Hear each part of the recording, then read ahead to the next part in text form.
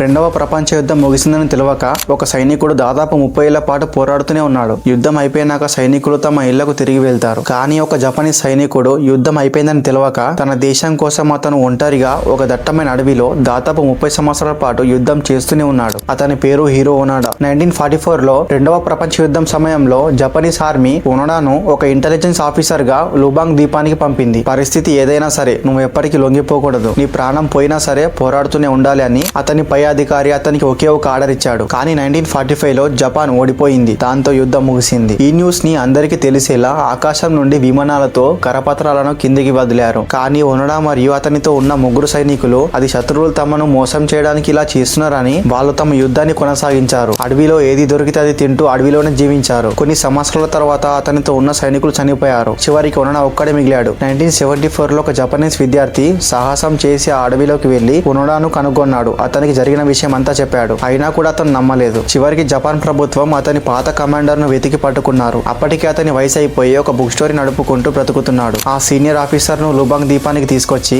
అధికారంగా ఓనడాను duty నుంచి release చేస్తున్నట్టు చెప్పగానే ఓనడా తన తుపాకీ కింద పెట్టి వచ్చేశాడు. మీరు ఒక కొత్త విషయాన్ని తెలుసుకున్నారనుకుంటే లైక్ చేయండి. ఇటువంటి వీడియోస్ మిస్ అవ్వకుండా చూడాలంటే సబ్స్క్రైబ్ చేసుకోండి.